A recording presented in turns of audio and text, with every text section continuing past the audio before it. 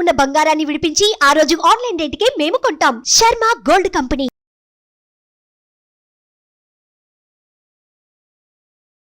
నమస్తే, welcome to Suman TV. నేను మీ యామ్ని.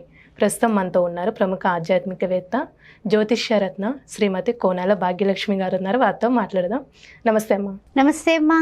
అమ్మ, అసలు అమావాస్య రోజు అసలు మనం ఎలాంటి రెమెడీస్ అనేది చేయాలి, చేస్తే ఎలాంటి ఫలితం అనేది ఉంటుంది మనకి? అమావాస్య రోజున మొట్టమొదట చేసుకోవాల్సింది పితృదేవతలకి తర్పణాలు అనేది తప్పనిసరిగా మంచి రెమెడీ. అది ఎందువల్ల అంటే కనుక మన స్వామ్య వ్యవస్థలో ఉన్నాము, అలాగే పితృదేవతల రూపంలో మన పెద్దవాళ్ళందరూ కూడా వస్తూ ఉన్నారు.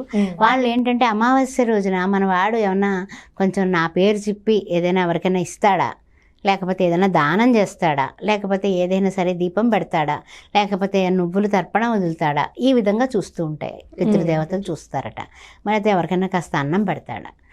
మనం ఏం చేయకుండా మన గోళ్ళ మనం ఉంటే ఆ పితృదేవతలు అసంతృప్తికి లోనయ్యి, వాళ్ళు ఎప్పుడైతే అసంతృప్తికి లోనయ్యారో మన ఎదుగుదల ఆగిపోతుంది. అనుకోని రకరకాలైనటువంటి ఇబ్బందులతో బాధపడేవాళ్ళు పితృతర్పణాలు, పితృదోషాలు లేకుండా ఉన్నారా లేదా అన్నది కూడా చూసుకోవాలి. నలుగుడు దానివల్ల కూడా ఉంటుందమ్మా. వివాహాలు కాకపోవడం, అదేవిధంగా రకరకాల ఇంట్లో భార్యాభర్తలు ఇద్దరికి కూడా చిలికి గాలివాన్ అయిపోతూ ఉంటుంది. అలా కూడా ఉంటుందన్నమాట. తర్వాత ఏంటంటే ఈ అమావాస్య రోజున పొద్దున్నే ఉదయం లేవగానే మొట్టమొదట ఉప్పేసి ఇల్లంతా కూడా శుభ్రంగా చేసుకోండి. నీళ్ళల్లో ఉప్పేసి, అన్నీ తడిగుడ్లేగా, ఎవరు కూడా కడగడాలు అవన్నీ మా పల్లెటూళ్ళలో తప్ప, మామూలుగా మన టౌన్స్ అన్నీ కూడా మారిపోయాయి.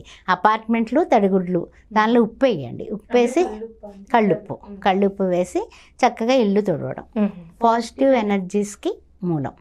అమావాస్య రోజున ఇంటి గడపకి పసుపు రాసి బొట్లు పెట్టి చక్కగా ఇంటి ముందు పద్మం ముగ్గు వేయండి. ముగ్గులో మాత్రం పసుపు కుంకాలు వేయకండి, గడపకు మాత్రమే. అవి తొక్కకూడదు కదా పసుపు కుంకుమ, చాలామందికి తెలియదు, వేసేస్తూ ఉంటారు. వేయొద్దు, దయచేసి వేయొద్దు. అయితే అది వేసేసి చక్కగా లోపలికి వచ్చిన తర్వాత ఇల్లంతా శుభ్రంగా ఉండాలంటే ఏంటి, సింకులో గిన్నెలన్నీ ఎండిపోయి పనమ్మాయి వచ్చే వరకు అలా ఉండకూడదు. అమావాస్య రోజున శ్రీ మహాలక్ష్మీదేవి పుట్టినరోజు అంటూ ఉంటారు.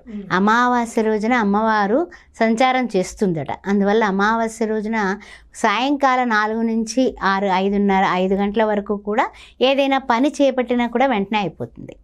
అలాగే మిట్ట మధ్యాహ్నం వేళ ఎవరికైనా సరే 12 గంటల వేళ అన్నదానం చేస్తే అమ్మవారు అయ్యవారు తీసుకుంటారు, లక్ష్మీనారాయణలు తీసుకుంటారు. అందువల్ల అమావాస్య రోజున అష్ట కష్టాలు తొలగాలి, అప్పులు తీరాలి అనేటటువంటి దానిలో ఉన్నవాళ్ళు నమ్మకంతో చేయండి. ఏం పని చేసినా సరే పాజిటివ్ రిజల్ట్ రావాలి, వచ్చి తీరాలి అన్నది. ఇంటికి చక్కగా పసుపు రాసి బొట్లు పెట్టి బూడిదుమ్మడికాయ కట్టండి. ఇంటికి దిష్టి తీసి అర్ధహారత కర్పూరం గుమ్మడికాయ మీద వెలిగించి, ఇంట్లో అన్ని రూములు కూడా మంచి గుమ్మడికాయ మీద వెలిగించి, చిన్నగా వెలిగించండి, ఇంత మంట వచ్చేలా కాకుండా, కంగారు పడకుండా ఇల్లంతా తిప్పండి ఆ గుమ్మడికాయని. ఆ గుమ్మడికాయని తిప్పేసి ఇంటి ముందు చక్కగా కొట్టేసి పసుపు కుంకుమ, కొత్త ఇంటి గృహప్రవేశానికి వేస్తాం కదా, అలా వేసుకోండి. అమావాస్య రోజున ఈ అన్నవరం సత్యనారాయణ స్వామిని తలుచుకొని, ఓ సత్యదేవా, నాకు ఈ విధమైనటువంటి కష్టాలున్నాయి, ఈ విధమైనటువంటి బాధలున్నాయి, వచ్చే ఏకాదశికి కానీ పౌర్ణానికి కానీ నీ యొక్క వ్రతం చేసుకుంటాను అనే సంకల్పం అమావాస్య రోజున చెయ్యండి. తప్పనిసరిగా నెరవేర్చుకునేటటువంటి విధానం ఆయనకుంది. శ్రీ సత్యదేవ తవ చరణం శరణం మమ మంత్రం అదే.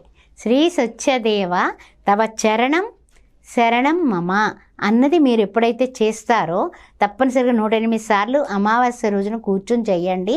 తప్పనిసరిగా మీ అమావాస్య రోజున చేసే ఈ రెమెడీ మీ ఇంట్లో వివాహాలు కాని వాళ్ళకి వివాహాలు అవుతాయి, ఉద్యోగం రాని వాళ్ళకి ఉద్యోగం వస్తుంది. అదేవిధంగా ఆయువు ఆరోగ్యం కూడా మీ ఇంట్లో పెరుగుతాయి. అనవసరంగా వచ్చేటటువంటి తలకాయ నొప్పులు మీకు రావు. అందువల్ల అమావాస్య రోజున సత్యనారాయణ స్వామి వ్రతానికి శ్రీకారం చుట్టండి. అది ఒకటి. తర్వాత ఏంటంటే ఒక 3 నిమ్మకాయలు తీసుకోండి అమావాస్య పూట. అంటే చాలామంది రెమెడీస్ అంటూ ఉంటారు కాబట్టి చెబుతూ ఉన్నాను నేను. ఏంటంటే ఒకటి ఇంటికి దిష్టి తీసేయండి. దిష్టి తీసేసి ఇంటికి పసుపు కుంకుమ అద్దేసి కట్ చేసేసి పసుపు కుంకుమ అద్దేసి ఇంటి గుమ్మానికి గుమ్మడికాయ పెట్టమన్నాను కదా, ఆ గుమ్మడికాయ పక్కన ఇవి కూడా పెట్టేసేయండి. అది అయిపోయింది ఒకటి. 2, మీ భర్తని ఇంట్లోకి లోపలికి వచ్చేటట్టుగా నుంచోమనండి. మీ గుమ్మం ఎటువైపు ఉన్నప్పటికీ కూడా భర్త లోపలికి వస్తున్నాడు, ఈ నిమ్మకాయతో భర్తకి దిష్టి తీయండి. తీసి ఈ నిమ్మకాయని ఎక్కడైనా సరే దూరంగా పడవేసి వచ్చేయండి. కాళ్ళు చేతులు కింద కడుక్కొని వచ్చేసేయండి. ముందే నీళ్లు పెట్టుకొని ఆ పని చేయండి. 2, అంటే ఇంటి యజమాని అక్కడ, ఇంటి యజమాని ఏ విధమైన అనారోగ్యం పాలైనా ఏది తొక్కకూడనివి తొక్కినా కూడా మనకు అనర్థమే. అందుకని అది గుర్తుపెట్టుకోండి. 3వది ఏంటంటే కనుక ఒక మట్టి మూకుడు తీసుకోండి. ముందే రెడీ పెట్టుకోండి. మట్టి మూకుడు తీసుకొని ఆ మట్టి మూకుడిలో ఉప్పు నిండుగా పోసేయండి.